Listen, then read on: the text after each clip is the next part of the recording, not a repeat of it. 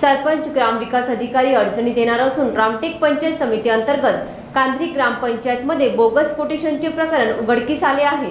माहिती आयुक्त खंडपीठ नागपूर यांनी तत्कालीन सरपंच परमानंद शेंडे, ग्रामविकास अधिकारी आणि या प्रकरणात सहभागी असलेले कर्मचारी अधिकारी यांच्या विरुद्ध तत्काळ फौजदारी गुन्हा नोंदविण्याचे आदेश दिले होते। माहितीनुसार 2018 मध्ये थेट जनतेतून सरपंच निवडणूक झाली होती। त्यात परमानंद वामन शेंडे यांची सरपंचपदी निवड झाली।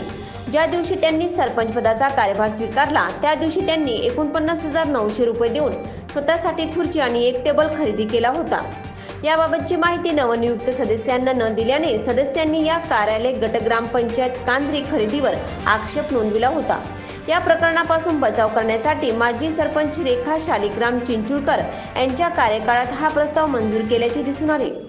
वास्तविक पाहता यासाठी 3 कोटेशन आवश्यक होते। त्यातील एक सनशाईन मल्टी सोल्युशन कंपनीचे असून त्यात दुकानाचे नाव आहे पण पत्ता नमूद केलेला नाही। याबाबतची तक्रार रामटेक पंचायत समितीचे गटविकास अधिकारी यांच्याकडे करण्यात आली, ज्याचा तपास पंचायत समिती विस्तार अधिकारी अनिल रामटेके यांनी केला।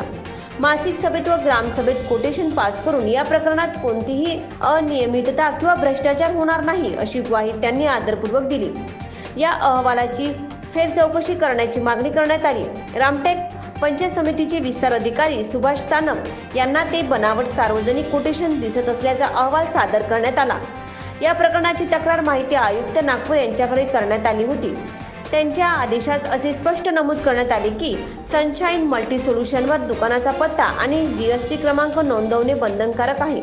असे नसल्याने बोगस कोटेशनमध्ये सहभागी असलेल्या कर्मचारी अधिकाऱ्यांविरुद्ध फौजदारी खटला नोंदवावा आणि सदर तपास 4 आठवड्याचा आत करावा। रामटेक पंचायत समिती गटविकास अधिकारी व जिल्हा परिषद मुख्य कार्यकारी अधिकारी यांनी माहिती आयुक्तांच्या आदेशाकडे दुर्लक्ष केल्याने उपसार्वजनिक आयुक्त व आयुक्त मंत्रालय मुंबई यांच्याकडे तक्रार करण्यात आली।